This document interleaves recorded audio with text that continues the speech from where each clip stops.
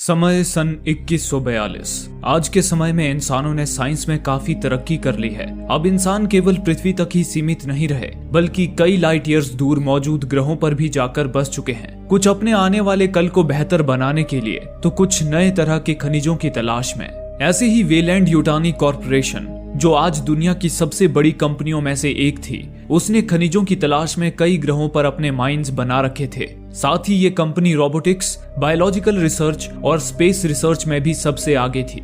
9 फरवरी 2142 वेलैंड-युटानी corporation का एक space probe एक लंबे सफर के बाद अपनी मंजिल पर पहुंच रहा था। उसका मिशन था नॉस्ट्रोमो नाम के एक स्पेसशिप के अवशेषों की जांच करना, जो आज से करीब 20 साल पहले एक अंतरिक्ष मिशन के दौरान ब्लास्ट हो गया था। उन अवशेषों के करीब पहुंचते ही प्रोब की एआई ऑपरेटिंग सिस्टम, जिसे मदर कहा जाता था, शुरू हो गई।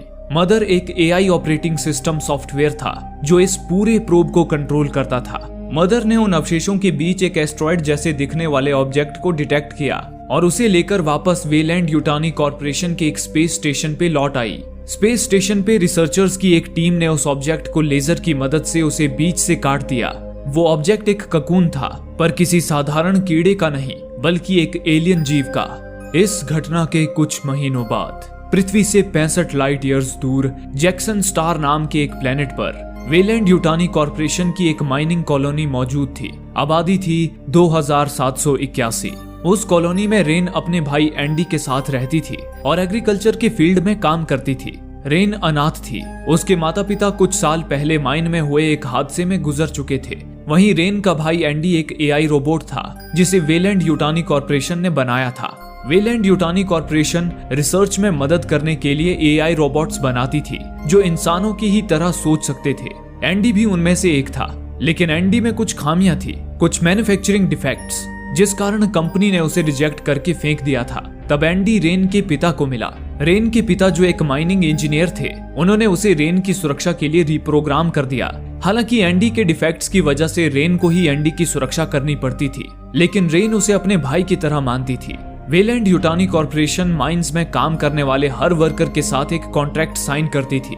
कॉन्ट्रैक्ट पूरा होने के बाद वर्कर्स को ट्रैवल परमिट दिया जाता था, जिससे वर्कर्स अपनी मर्जी के किसी भी प्लेनेट पर जाकर बाकी की जिंदगी गुजार सकते थे। उसी तरह रेन का भी कॉन्ट्रैक्ट पूरा हो चुका था और अब वो जैक्सन प्लेनेट की मुश्किल जिंदगी से निकलकर एंडी के साथ व्यागा नाम के एक प्लेनेट पर जाना चाहती थी, जहाँ का वातावरण कुछ हद तक पृथ्वी की तरह था। रेन एंडी के साथ वेलैंड-युटानी कॉर्पोरेशन के ऑफिस पहुंची, जहां एक क्लर्क से उसने अपने ट्रैवल परमिट की मांग की, लेकिन उस क्लर्क ने कहा कि उनके माइन में वर्कर्स की संख्या कम हो गई है, इसलिए रेन को माइनिंग में ट्रांसफर कर दिया गया है। अब उसे अगले 5 से 6 साल माइन में काम करना होगा, उसके बाद ही उसे ट्रैवल परमिट मिल पाएगा। ये सुनते ही रेन की सारी उम्मीदें चकनाचूर हो गई। वो मायूस होकर कुछ देर एंडी के साथ ऑफिस के बाहर ही बैठी रही। इसी दौरान उसे उसके स्मार्ट वॉच पर एक वीडियो मैसेज आया। वो मैसेज उसके एक्स बॉयफ्रेंड टाइलर का था। मैसेज में टाइलर ने रेन को एक जरूरी काम से मिलने बुलाया और एंडी को भी साथ लाने को कहा। रेन उसी वक्त एंडी के साथ टाइलर के घर पहुंच गई।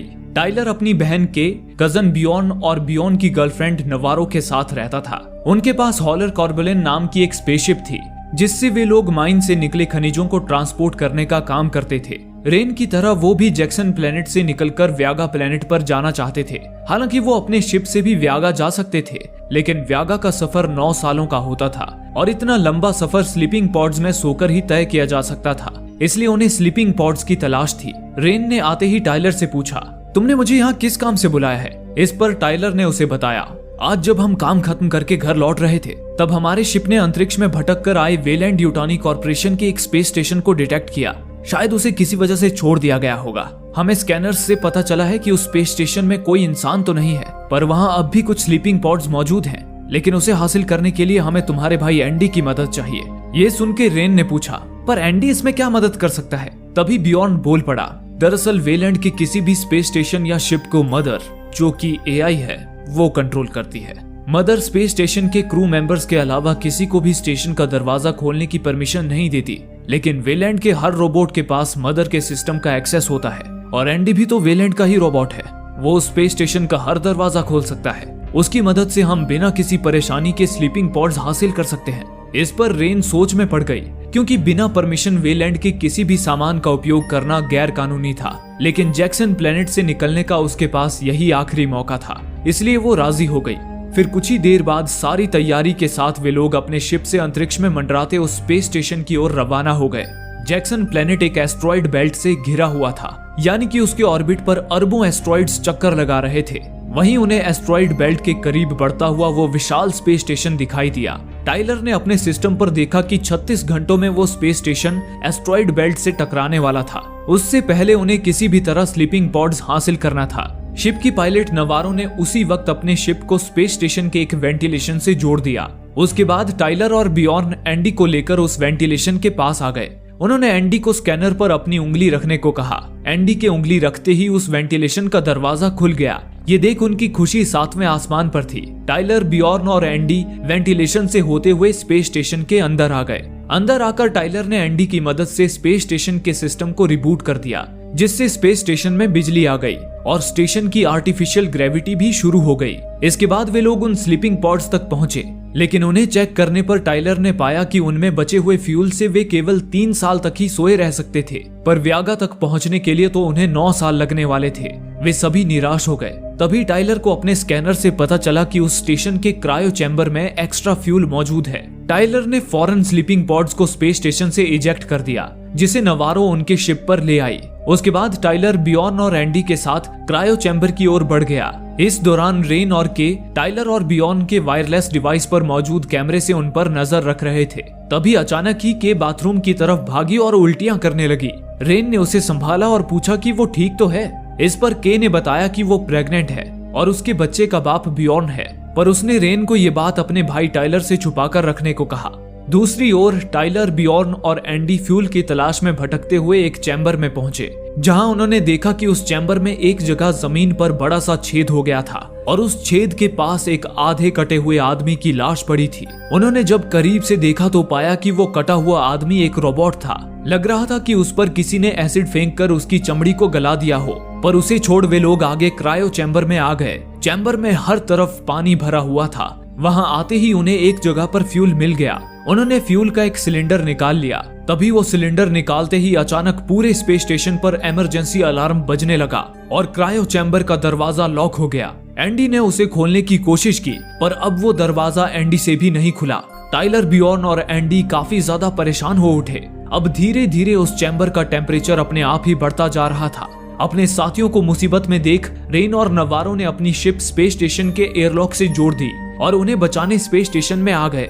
अंदर आते ही उन्हें भी वो आधा कटा हुआ रोबोट वहां पड़ा दिखा। उसे देख रेन को एक आइडिया आया। उसने नवारो से कहा, एंडी का सिस्टम क्रायो चैम्बर के दरवाजे को नहीं खोल पा रहा है, लेकिन अगर हम इस रोबोट के मॉड्यूल को एंडी के सिस्टम में फिट कर दें तो हो सकता है वो दरवाजा खोल सके। ये कहकर रेन उस रोबोट की गर्दन से मॉड्यूल निकालने लगी। तभी अचानक ही वो रोबोट जाग उठा और रेन का हाथ दबोच लिया, लेकिन नवारो और रेन ने मिलकर फौरन उसका मॉड्यूल निकाल दिया, जिससे वो दोबारा निष्क्रिय हो गया। वो मॉड्यूल लेकर रेन और नवारो तुरंत क्रायो चैम्बर की ओर भागे और दरवाजे के गैप से टाइलर को वो मॉड्यूल देते हुए उसे एंडी पर लगाने को कहा। उस वक्त एंडी उस चैम्बर में थोड़ा आगे आ चुका था। तभी उसे चैम्बर में कुछ मशीनें नजर आई। एंडी ने देखा कि उन मशीनों के अंदर कुछ अजीब से जीव कैद थे, पर वे जीव बिल्कुल भी हिल डुल नहीं रहे थे। लेकिन क्रायो फ्यूल के निकल जाने से उनकी मशीनों का भी टेम्परेचर लगातार बढ़ता जा रहा था। एंडी अपने साथियों को उस बारे में कुछ बता पाता उससे पहले ही टाइलर ने उसकी गर्दन में वो मॉड्यूल फिट कर दिया, जिससे एंडी एकदम से अकड़ गया। रेन ने टाइलर को बताया कि एंडी रिबूट हो रहा है, इसमें उसे कुछ मिनट लगेंगे। ये सुनकर वे सभी इंतजार करने लगे। इसी दौरान चैम्बर में गर्मी बढ़ने से मशीनों में कैद वे जीव अचानक ही जागने लगे और तभी एक जीव मशीन को फाड़कर बाहर निकल आया। उधर टाइलर और बियॉर्न दरवाजा खोलने की कोशिश में लगे थे कि तभी वो जीव पानी से उछलकर सीधा टाइलर के चेहरे पर झपट पड़ा और अपना एक टेंटिकल उसके मुंह में घुसाने लगा। ये देख डर के मारे बियॉर्न ने अपनी टेजर स्टिक से उस जीव को झटका दिया, जिससे उसने टाइलर को छोड़ दिया। लेकिन उस झटके से टाइलर भी बेहोश हो गया, पर वो जीव मरा नहीं था। अगले ही पल वो दोबारा टाइलर पर लपका, लेकिन तभी ऐन मौके पर एंडी जाग उठा। उसने उस जीव की पूंछ धर दबोची और उसे उछालकर दूर फेंक दिया। इतने में ही टाइलर को भी होश आ गया। एंडी फौरन दरवाजे की ओर बढ़ा। उस दूसरे रोबोट का मॉड्यूल लग जाने से वो दरवाजा खोलने में कामयाब हो गया। फिर वे तीनों फौरन चैम्बर से बाहर निकल गए। लेकिन तब तक उधर बाकी के जीव भी अपनी मशीनों से बाहर निकल आए थे। ये देख एंडी ने दरवाजा बंद किया, पर दरवाजा बंद होने से ठीक पहले एक जीव बाहर निकल आया और सीधा नवारो के चेहरे को लपक लिया। उसने अपने टेंटिकल नवारो के मुंह में घुसा दिए और अपनी पूंछ फंदे की तरह उसकी गर्दन से लपेट दी। नवारो दर्द से छटपटाने लगी। ये देख टाइलर और बियॉर्न उस जीव को नवारो के चेहरे से निकालने की कोशिश करने लगे, पर वे जितना जोर लगा रहे थे उतना ही उस जीव की पूंछ नवारो के गले में कसती जा रही थी। ये देख रेन ने उन्हें रोक दिया, पर बियॉर्न से नवारो का दर्द बर्दाश्त नहीं हो रहा था। वो अपनी टेजर स्टिक से उस जीव को झटका देने बढ़ा, पर तभी एंडी ने उसे रोकते हुए कहा, मैं देख पा रहा हूँ कि नवारो की गर्दन पर इसकी पकड़ मजबूत है। अगर तुमने इसे झटका दिया तो नवारो की गर्दन टूट भी सकती है। ये सुन बियॉर्न ने चिढ़कर कहा, तो क्या हम हाथ पे हाथ धरे बैठे रहें और नवारो को मरने दें? इस पर एंडी ने कहा, नवारो मरेगी नहीं। जैसा कि मैं देख रहा हूँ, इस जीव की पल्स नवारो के सांस लेने के रिदम से मेल खा रही है, जिससे मैं बता सकता हूँ कि ये नवारो को जिंदा रखने के लिए उसे ऑक्सीजन दे रहा है। लेकिन क्यों, ये मैं समझ नहीं पा रहा हूँ।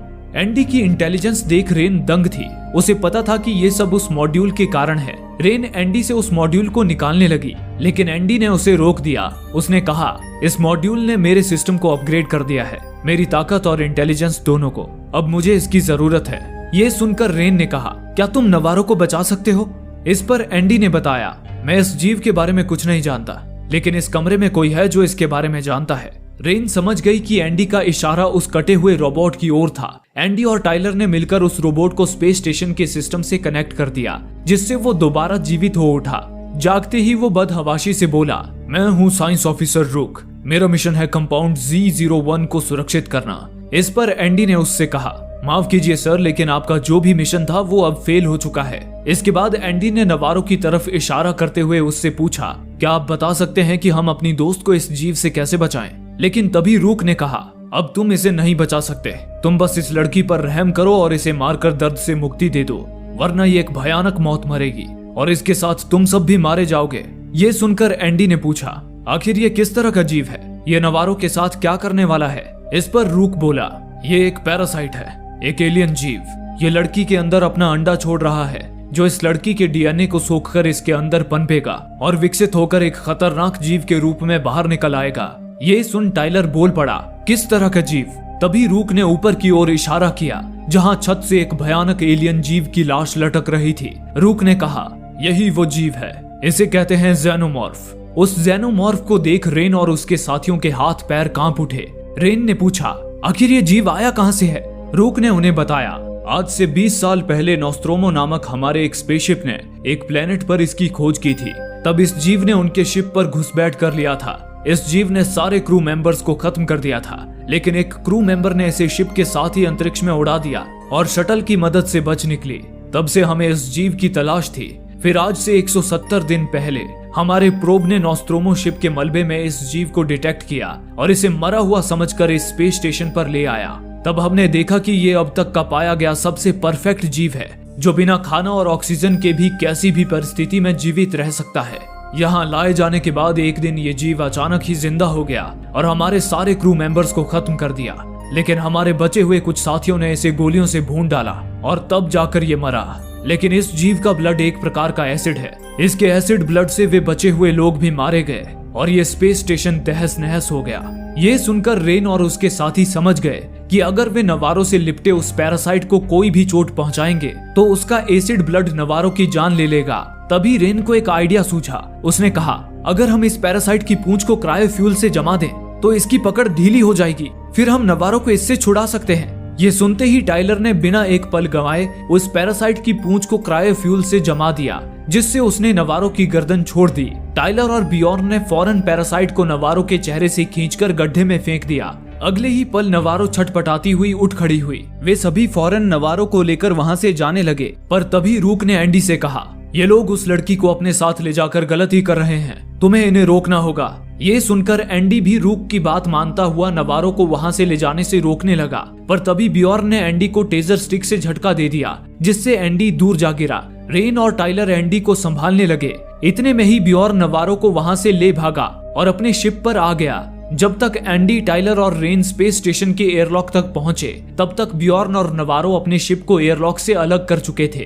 नवारो कॉकपिट पर आ गई जहां के भी मौजूद थी। वो के से बिना कुछ बोले एंडी, टाइलर और रेन को छोड़कर वहां से जाने की तैयारी करने लगी। पर तभी नवारो को सीने में एक दर्द सा उठा और देखते ही देखते उसके मुंह से झाग निकलने लगा। घबराई हुई के ने उसे संभालने की कोशिश की, लेकिन तभी कुछ ऐसा हुआ जिसने के की आत्मा कंपा दी। अगले ही पल नवारो का सीना फट पड़ा और उसके सीने को चीरकर एक एलियन जीव बाहर निकलने लगा। उसे देख के डर से चीखने चिल्लाने लगी। वहीं उस असहनीय दर्द से छटपटाती हुई नवारो के पैर से शिप का एक्सेलरेटर दब गया, जिससे उनकी शिप बेकाबू होकर स्पेस स्टेशन के इंजन से टकराती हुई इधर उधर घूमने लगी। उस टक्कर से स्पेस स्टेशन के एक इंजन में धमाका हो गया, जिससे वो स्पेस स्टेशन और तेजी से एस्ट्रॉइड बेल्ट की ओर बढ़ने लगा। उधर शिप में के की चीख सुनकर जब बियॉन कॉकपिट पर पहुंचा तो नवारो की छाती से निकलते उस एलियन जीव को देखकर उसकी जान ही हलक में आ गई। इसी दौरान उनकी बेकाबू हो चुकी शिप उड़ती हुई स्पेस स्टेशन के दूसरे हिस्से में आकर सीधा कार्गो डेक में जा घुसी। इधर रेन, टाइलर और एंडी स्पेस स्टेशन के मॉनिटर से उस शिप पर नजर रख रहे थे। उन्होंने बियॉन से संपर्क करके वहां के हालात पूछे, लेकिन उन्हें शिप से किसी का भी जवाब नहीं आया। वे फौरन बियॉर्न और बाकियों की मदद करने स्टेशन के दूसरे हिस्से की ओर जाने लगे। इसी दौरान उस स्पेस स्टेशन में अनाउंसमेंट हुई कि स्पेस स्टेशन 47 मिनट में एस्ट्रॉइड बेल्ट से टकराने वाला है। उस अनाउंसमेंट से रेन और उसके साथियों की मुसीबतें और बढ़ गई। वे तेजी से शिप की ओर बढ़ ही रहे थे कि तभी एक भयानक मंजर ने उनके रास्ते में रुकावट खड़ी कर दी। उन्होंने देखा कि शिप के दूसरे हिस्से में जाने वाले ब्रिज पर उन एलियन पैरासाइट्स का जमावड़ा लगा हुआ था। इसी दौरान उधर एंडी रूक के पास आ पहुंचा था। दरअसल एंडी पर रूक का मॉड्यूल लगा हुआ था, जिसके जरिए रूक ने एंडी से कांटेक्ट करके उसे वहां बुलाया था। रूक ने एंडी से कहा, तुम्हें पहले जो भी मकसद दिया गया था वो अब तुम्हें याद नहीं रहेगा। अब तुम्हें सिर्फ मेरा मकसद पूरा करना है। अब से मैं तुम्हारा बॉस हूँ। इस पर एंडी ने हामी भरी और वापस रेन और टाइलर के पास आ गया। रेन ने एंडी से पैरासाइट से बचकर शिप तक पहुंचने का कोई रास्ता निकालने को कहा, लेकिन एंडी ने उन्हें बताया इन पैरासाइट से बचकर निकल पाना मुश्किल होगा। हालांकि इनकी आंखें नहीं होती, लेकिन ये आवाज और शरीर की गर्मी से इंसानों को महसूस कर सकते हैं। तभी रेन बोल पड़ी, अगर हम इस ब्रिज का टेम्परेचर अपनी बॉडी टेम्परेचर के बराबर कर दें, तब ये पैरासाइट्स हमें महसूस नहीं कर पाएंगे। फिर हम शिप तक पहुंच सकते हैं। ये सुनकर एंडी ने शिप का टेम्परेचर ह्यूमन बॉडी टेम्परेचर के करीब ला दिया, लेकिन उसने रेन और टाइलर को चेतावनी देते हुए कहा, मैंने ब्रिज का टेम्परेचर तो सेट कर दिया है, लेकिन डर, घबराहट और स्ट्रेस तुम्हारे शरीर के टेम्परेचर को कम या ज्यादा कर सकते हैं और तुम पैरासाइट्स की पकड़ में आ सकते हो। इसलिए तुम्हें बिल्कुल शांत रहकर आगे बढ़ना होगा। इसके बाद वे तीनों दबे पांव पैरासाइट्स के बीच से होते हुए आगे बढ़ने लगे। इसी दौरान उधर शिप पर के बेहोशी से जाग उठे। वो डरी सहमी शिप पर जब थोड़ा आगे गई तो देखा कि वहां फ्लोर पर नवारो की छाती से निकले उस एलियन जीव की खाल पड़ी थी। वहीं उसकी निगाहें दीवार की ओर गई। उस दीवार पर उसी एलियन जीव का ककून लटका हुआ था। वो एलियन जीव अपने ककून के अंदर पनप रहा था। उसे देख के डर से चीखने ही वाली थी कि तभी बियॉर्न ने आकर उसका मुंह बंद कर दिया। उसके बाद गुस्से से बौखलाए बियॉर्न ने नवारो की मौत का बदला लेने के लिए अपनी टेजर स्टिक उस एलियन के ककून में ही घुसा दी। बिजली के झटके से वो जीव करहाने लगा, पर तभी उस स्टिक से बिजली निकलनी बंद हो गई। बियॉर्न ने जब वो टेजर स्टिक ककून से बाहर निकाली तो देखा कि वो आधी गल चुकी थी। लग रहा था मानो उसे तेजाब में डुबो दिया गया हो। अगले ही पल उस जीव ने ककून से अपना डंक निकाला और बियॉर्न की आंख में ही घुसा दिया। बियॉर्न दर्द से कहराता हुआ वहीं गिर पड़ा। इतने में ही ककून से बियॉर्न के शरीर पर उस जीव का एसिड ब्लड गिरने लगा, जिसने बियॉर्न की छाती में छेद कर दिया। बियॉर्न तड़पकर वहीं मर गया। उसे देख के डर से कांपती हुई दरवाजे की ओर भागी, लेकिन बदकिस्मती से वो दरवाजा लॉक था। उसी वक्त के ने वायरलेस पर अपने भाई टाइलर से संपर्क किया और उसे सारी बात बताई। के को मुसीबत में देख टाइलर वहीं रुक गया और फुसफुसाकर के को बताया कि वो दरवाजा एक चाबी से खुलता है और वो चाबी आसपास ही कहीं होगी। ये सुनकर के चाबी ढूंढने लगी, लेकिन तब तक उधर ककून के अंदर वो जीव विकसित होकर ज़ेनोमॉर्फ का रूप ले चुका था। वो खूंखार ज़ेनोमॉर्फ अपने ककून से बाहर आने लगा। इतने में ही के को शिप के दरवाजे की चाबी मिल गई और वो शिप से निकलकर भागने लगी, लेकिन हड़बड़ाहट में वो ठोकर खाकर चीखती हुई सीधा शिप के एक कंपार्टमेंट में जा गिरी और बेहोश हो गई। उसकी चीख सुनकर इधर टाइलर पसीने से तरबतर हो गया और उसके शरीर का टेम्परेचर हाई हो गया। इससे पैरासाइट्स को उसकी भनक लग गई। इससे पहले कि वे हमला करते, टाइलर, रेन और एंडी अपनी पूरी तेजी के साथ वहां से भागे, पर पैरासाइट्स झुंड के झुंड उनके पीछे लगे हुए थे। तभी एक जगह पर आकर एंडी ने कॉरिडोर का दरवाजा बंद कर दिया और वे तीनों बाल बाल बच गए। उधर दूसरी ओर के को अब होश आ चुका था, लेकिन वो जेनोमॉर्फ उसकी ही तलाश में आसपास मंडरा रहा था। के उससे छुपती छुपाती एक दरवाजे के पास आ गई, लेकिन वो दरवाजा लॉक पाकर के बेचैन हो उठी। तभी टाइलर, रेन और एंडी के को ढूंढते हुए वहां पहुंच गए। टाइलर ने एंडी से वो दरवाजा खोलने को कहा, पर एंडी को उस चैम्बर में जेनोमॉर्फ के होने की भनक लग गई, इसलिए उसने दरवाजा खोलने से इनकार कर दिया। टाइलर दरवाजा खोलने के लिए एंडी के हाथ पांव जोड़ने लगा, लेकिन एंडी टस से मस नहीं हुआ। इतने में ही अचानक जेनोमॉर्फ ने के को धर दबोचा और उसे उठा ले गया। एंडी की इस हरकत पर रेन ने उसे तमाचा जड़ दिया, लेकिन एंडी ने कहा, रूक ने मुझे एक नया मिशन सौंपा है, जब तक वो पूरा नहीं होता मैं अपनी और तुम्हारी जान खतरे में नहीं डाल सकता। रूक ने कहा है कि मिशन पूरा होने पर वो तुम्हें व्यागा प्लेनेट पर जाने देगा और मैं जैक्सन पर ही वेलैंड कंपनी के लिए काम करूंगा। ये बताता हुआ एंडी उन्हें स्पेस स्टेशन के एक रिसर्च लैब में ले गया। वे तीनों उस लैब में एंटर हुए। उन्होंने देखा वहां एक बॉक्स के अंदर एक पैरासाइट को कैद करके रखा गया था। उसके हर टेंटिकल्स पर ट्यूब्स लगे हुए थे और उससे किसी तरह का काला पदार्थ एक्सट्रैक्ट किया जा रहा था। इतने में ही वहां मौजूद कंप्यूटर पर रूक ने उनसे कांटेक्ट किया। रेन ने रूक से पूछा, आखिर यहाँ किस तरह का प्रयोग किया जा रहा था। इस पर रूक उन्हें उस प्रयोग के बारे में बताने लगा। उसने कहा, इंसान इस दुनिया का एक बहुत ही नाजुक जीव है और इसका बुरा असर हमारी माइनिंग कॉलोनीज पर पड़ रहा है। माइन से निकलने वाले जहरीले धुएं, समय समय पर माइन में होने वाली दुर्घटनाएं और किसी न किसी नई बीमारी की वजह से कई इंसान मारे जाते हैं। इंसान अंतरिक्ष में रहने के लिए बने ही नहीं हैं। हमारे फाउंडर वेलैंड यूटानी इंसानों को इस दुनिया का सबसे ताकतवर जीव बनाना चाहते थे, इसलिए हमने ये एक्सपेरिमेंट शुरू किया। हमें जो जेनोमॉर्फ मिला था उसके डीएनए से मैंने इन पैरासाइट्स को बनाया। इन पैरासाइट्स में मैंने एक बहुत ही दुर्लभ फ्लूइड पाया।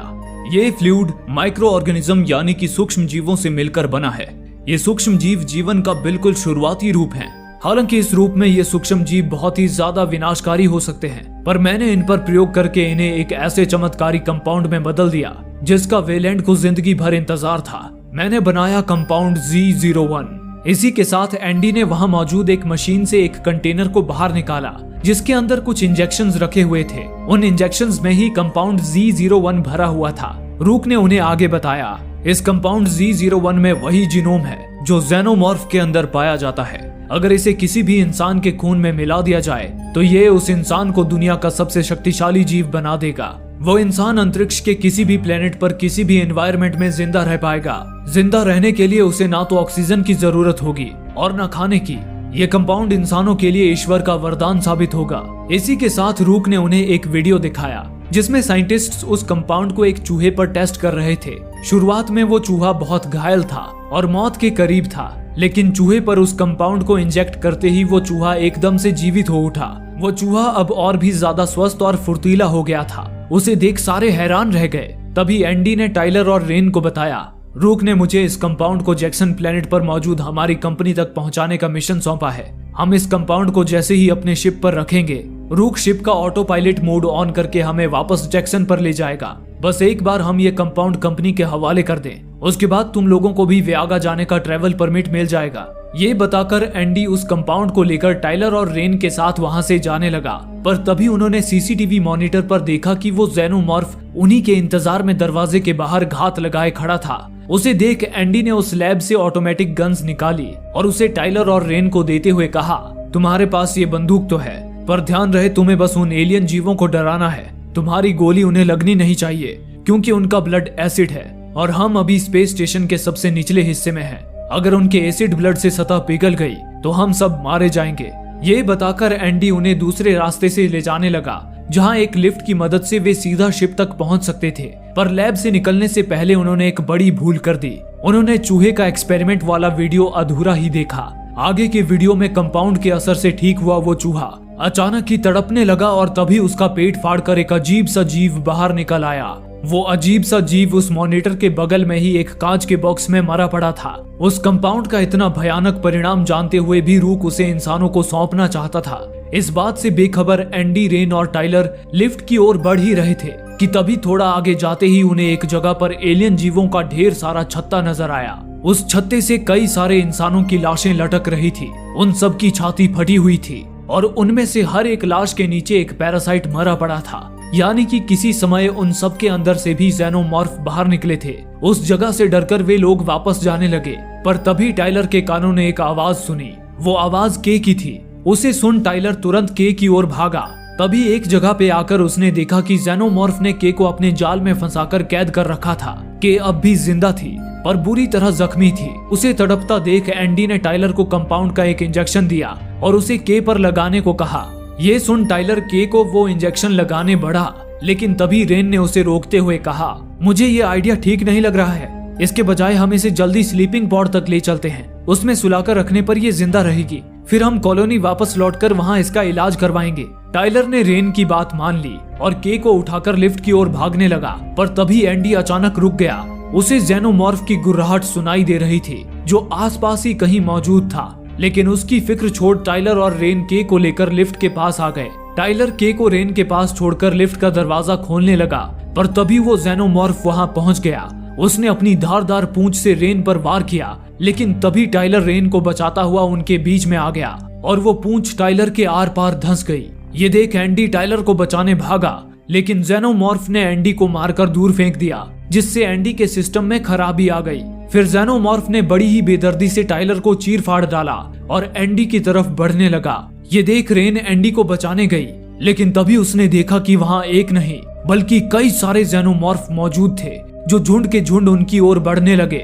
ये देख रेन के को लेकर लिफ्ट में आ गई और शिप की ओर जाने लगी, लेकिन रेन एंडी को मरता हुआ छोड़कर नहीं जा सकती थी। उसने के को कंपाउंड के इंजेक्शन सौंपते हुए शिप पर जाने के लिए कहा और खुद एंडी को बचाने निकल पड़ी, लेकिन के लिए अब दर्द सहना मुश्किल हो गया था। उस दर्द से छुटकारा पाने की उम्मीद में उसने कंपाउंड का एक इंजेक्शन खुद पर इंजेक्ट कर लिया।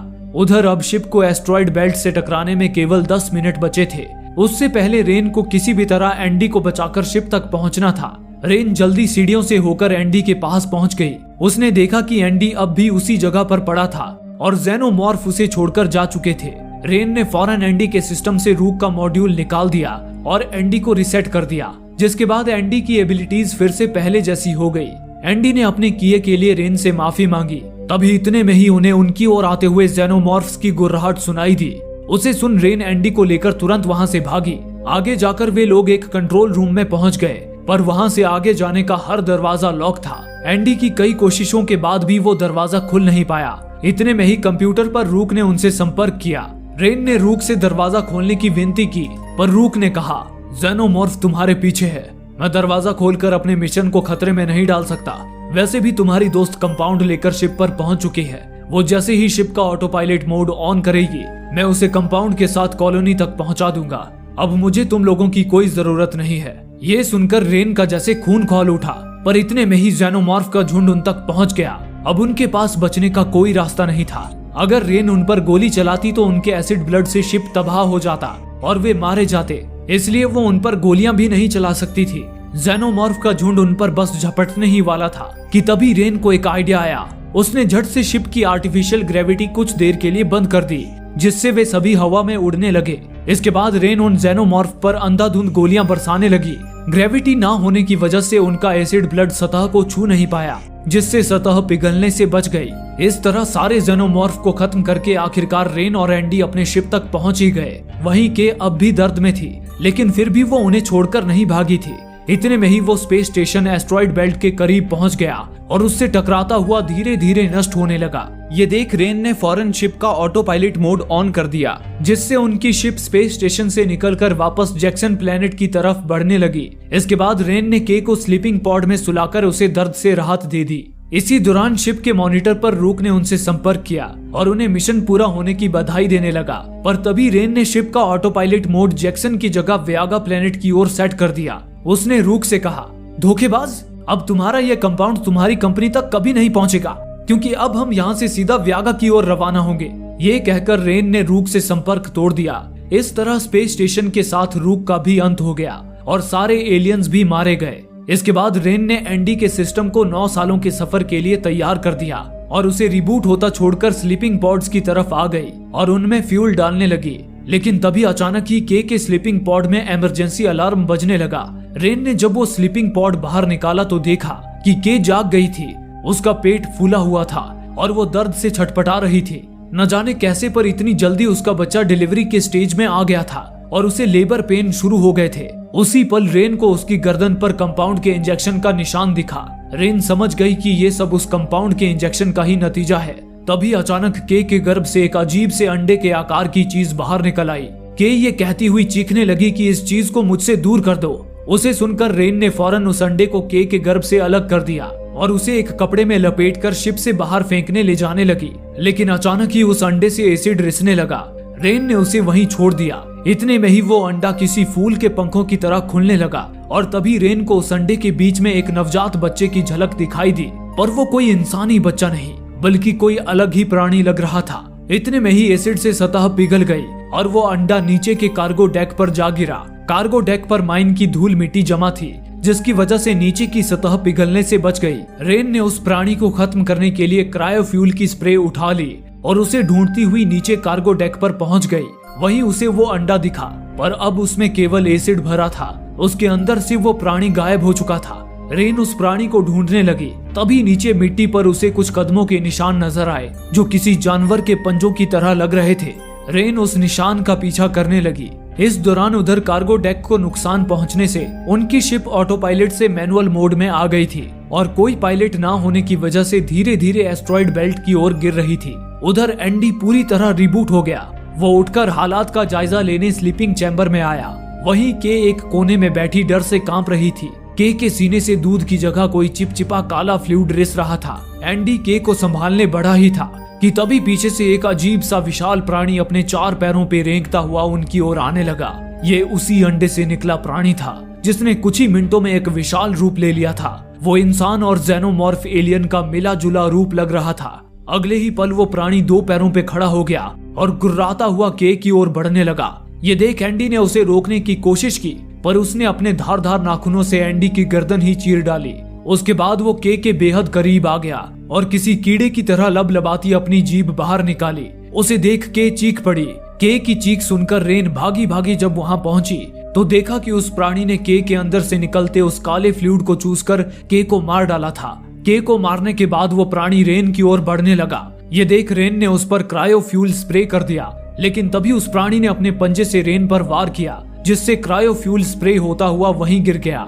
रेन फौरन वहां से भागी और एंडी के पास आ गई। एंडी चलने की हालत में नहीं था। रेन उसे घसीटती हुई उस प्राणी से दूर ले जाने लगी पर तभी वो क्रायोफ्यूल पूरे शिप में फैलने लगा जिससे शिप इतनी ठंडी हो गई कि वहां मौजूद हर चीज जमने लगी। लेकिन उस प्राणी पर ठंड का भी कोई असर नहीं हो रहा था। वो तेजी से रेन की ओर बढ़ने लगा। उसे देख रेन मजबूरन एंडी को छोड़कर वहां से निकल गई। ठंड के कारण रेन का भी बुरा हाल हो चुका था। इससे पहले कि ठंड से उसकी मौत हो जाती उसने खुद को एक चैम्बर में बंद करके फौरन स्पेस सूट पहन लिया। लेकिन तभी वो प्राणी चैम्बर का दरवाजा तोड़कर अंदर आने लगा। ये देख रेन एक रस्सी के सहारे कार्गो डेक पर आ गई। वो कार्गो डेक शिप का सबसे निचला हिस्सा था। वहां मौजूद मैनुअल में रेन ने देखा कि एक लीवर खींचते ही वो कार्गो डेक शिप से अलग हो सकता था। उसे देख रेन को एक आइडिया आया। उसने शिप की रस्सी अपने सूट से बांध ली और उस लीवर के पास आ गई।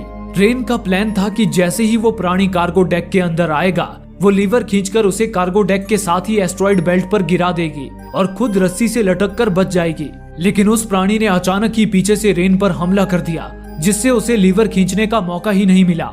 अब रेन के पास उस प्राणी से बचने का कोई रास्ता नहीं था। वो प्राणी रेन को मारने ही वाला था कि तभी रेन को वहां एसिड से भरा वो अंडा दिखा। रेन ने लात मारकर उस एसिड को सतह पर गिरा दिया जिससे सतह पिघल गई और रेन और वो प्राणी दोनों ही अंतरिक्ष में खिंच गए। खुशकिस्मती से रेन रस्सियों से बंधी होने के कारण शिप के साथ ही लटक गई। वो किसी तरह रस्सियों से चढ़कर ऊपर आने लगी लेकिन वो प्राणी भी शिप के नीचे लटककर बच गया था। खुले अंतरिक्ष में आकर भी उसे कोई नुकसान नहीं पहुंचा था। अचानक ही उसने रेन का हेलमेट धर दबोचा और अपनी जीभ से मार मार कर उस हेलमेट का शीशा तोड़ने लगा। वो हेलमेट टूटने ही वाला था कि तभी रेन ने देखा उसकी रस्सी कार्गो डेक के लीवर से फंसी हुई थी। रेन ने एक झटके से उस रस्सी को खींचा जिससे वो लीवर भी खिंच गया और वो प्राणी कार्गो डेक के साथ ही एस्ट्रॉइड बेल्ट पे गिरकर मारा गया। अब इससे पहले कि वो शिप भी एस्ट्रॉइड बेल्ट से टकराती रेन फौरन शिप पर आ गई और शिप का ऑटो पायलट मोड ऑन करके डेस्टिनेशन व्यागा प्लेनेट की ओर सेट कर दिया। उसके बाद उसने एंडी की डैमेज्ड बॉडी को स्लीपिंग पॉड में रख दिया और उसका मॉड्यूल निकालते हुए वादा किया कि वो उसे किसी भी तरह दोबारा ठीक कर देगी। इस वादे के साथ वो खुद भी 9 सालों के लिए गहरी नींद में सो गई। इस तरह दुनिया के सबसे खतरनाक जीव को खत्म करके रेन एक नई जिंदगी की शुरुआत करने व्यागा प्लेनेट के सफर पर निकल पड़ी। दोस्तों, आप में से काफी लोगों का कहना है कि हमारे वीडियोस आप तक नहीं पहुंच पा रहे हैं। उसके लिए आप सब्सक्राइब बटन को दबाने के बाद नोटिफिकेशन बेल पर क्लिक करें और ऑल का ऑप्शन सिलेक्ट कर लें ताकि हमारी सारी वीडियोस की नोटिफिकेशन आप तक पहुंच सके। धन्यवाद।